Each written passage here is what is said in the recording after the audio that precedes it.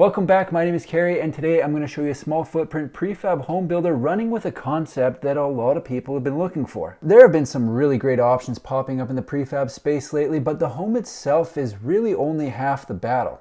Maybe less. Buying a home is one thing, but equally, if not more important, is having somewhere to put it unless you're out there trying to put the cart before the horse. Is that you? Depending on your location, it can be tricky to find a property that allows for the size and style of home you're looking to buy, so it's probably easier to just quit looking, because I found a company that does it for you. I often daydream about warmer climates during the winter, and the frequency increases when I get comments from people asking if I'm physically unwell. For the record, I'm not sick, I'm just pale. But I do appreciate the concern. While sniffing around for what's available in the suntan states, I came across a company putting together a little something that's going to simplify the entire buying process. The company I'm talking about is called Minneapolis, with their small footprint prefab homes finished in a tiny home community. What I'm going to do is tell you about the company, check out their homes, and get into their pricing. Minneapolis is a US-based company on a mission to build residential homes that focus on sustainability, energy efficiency, and affordability. Sounds great, right? Sure, but the thing I'm most excited about is they're making the process simpler for potential buyers to get their mitts on both the horse and the cart, in the correct order. For anyone not tracking the metaphor, they provide home and land packages in a community of small footprint homes, so you don't have to try and figure out what you can put where. It's handled. I think this is a great idea because people ask me all the time where they can put a prefab home. It really depends on the home you're looking at, where you live, and the regulations in your area, but the way I see it, if someone wants to go out and do all the homework and provide a finished product, let them. Side note, I always find it interesting whenever I post a video about anything, I get one or two people who will say they can build it themselves for some fraction of the price. Don't get me wrong, I'm sure some of them can, and that's super. But not everyone wants to. I could probably make my own ginch for less than I pay the folks at Saks, but that doesn't mean I'm gonna do it.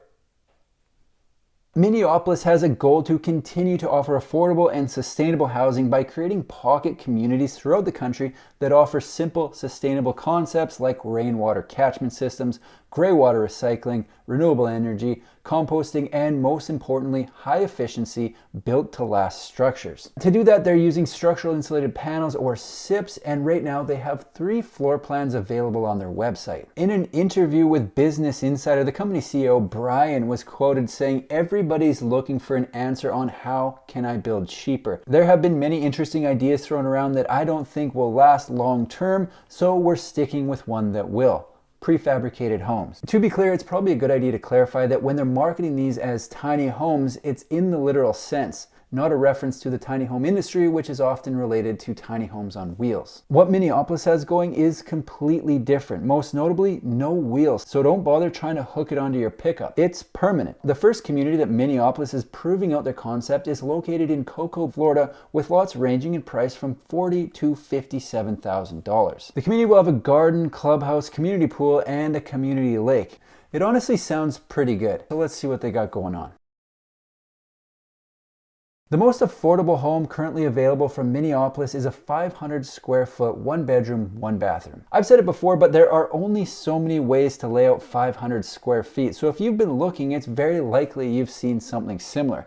The way it's laid out is with the entrance on the end of the home, which opens directly into the living room. The living room is wide open to the corner kitchen, which looks to have a decent amount of cabinet space for 1 or 2 people. Past the kitchen is the bathroom. It's set up for a washer dry in the hall, and the bedroom is on the end. Like I said, fairly standard 500 square foot plan. We aren't reinventing the wheel with this one. The mid-price floor plan is the same size, but in the space they're running 2 bedrooms and 2 bathrooms.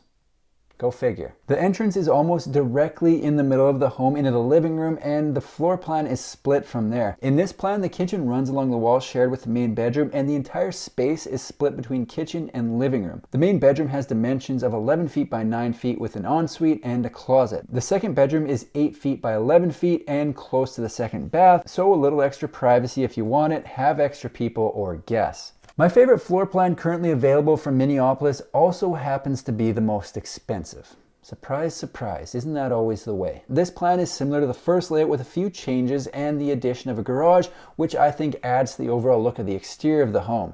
Again, we've got the entrance on the end directly into the living room. The living room kitchen area is similar, but the kitchen counter wraps around with a peninsula for more counter space, which is usually a good thing. Nice to have a little extra surface to work with when I'm making an enormous tray of nachos. Another nice addition in the kitchen was moving the fridge to the opposite wall, and I like this for two reasons. First, that means there will be more cabinet space in the main part of the kitchen, and there's an opportunity to add even more cabinet space around the fridge, which they've done. Now the box of cereal that nobody likes that's been in the house for 2 years untouched isn't going to be in the way. Just past that, the other addition is an access into the garage, so another option to get into the home, but everything else remains the same. The great thing about this plan is it's the first home they built in Florida, so even though it's already sold, we get to see what it looks like. Let me just say first and foremost, at 500 square feet, I think what they've got going here with the roofline and garage combo looks sweet. It has a wraparound covered porch and a handful of other options that are worth a quick mention because some of them really make a big difference in the home. To me, the standout feature in the entire home is the ceiling height in the living room.